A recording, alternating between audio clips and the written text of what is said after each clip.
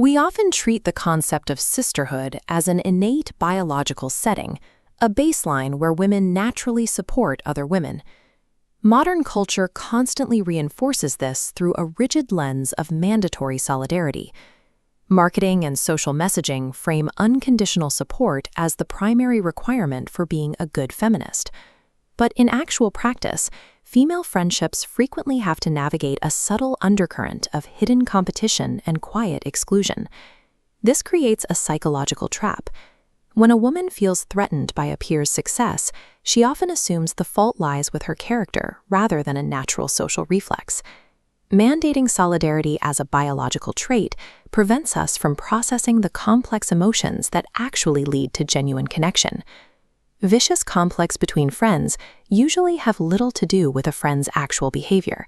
They are more likely symptoms of internal panic. The fear of psychological disappearance explains this. Imagine two shapes sharing a space, perfectly balanced. A friend's sudden personal success triggers a subconscious alarm. The brain misinterprets their victory as physical displacement, feeling as though we are pushed out of the frame, losing our significance. This hostility functions as a survival mechanism. It is a reflex triggered to prevent what feels like our own social erasure. Insecurity adds a heavy psychological weight to our relationships. We begin to use our friends as pillars to hold up our own shaky sense of self. We build our friendships on identity loops, subconscious paths that link our self-image to the people around us. We assign roles to our friends to validate our own identity. We expect them to act predictably so we can maintain our own internal stability. As long as they stay in character, the loop remains intact, and we know exactly who we are in relation to them. When a friend outgrows that role, by becoming more confident, successful, or independent, it breaks the system. Our sense of self begins to collapse. The external validation we built our identity around has suddenly vanished.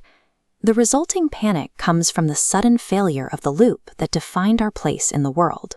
Identity completion theory suggests that these reactions are not obstacles to friendship, but a map of our own internal landscape. Our volatile responses to the women closest to us serve as raw data about our own subconscious needs. Envy highlights the specific traits and ambitions we have suppressed in ourselves. It shows us exactly what we want but are afraid to pursue. Admiration reveals our own dormant aspirations. It identifies the parts of ourselves we have the capacity to activate but haven't yet explored. Our friends act as mirrors. They force us to see the exact topography of our own unhealed psychology. Shared gender provides no guarantee of a lasting bond. Healthy sisterhood is a psychological achievement, a connection built and maintained through effort.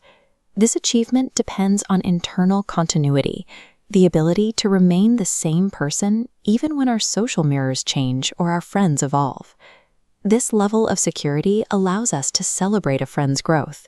We no longer need them to remain static or small for us to feel significant. Dropping the weight of forced solidarity allows for genuine empowerment. It moves us past the fear of being left behind and toward a space where we can grow together.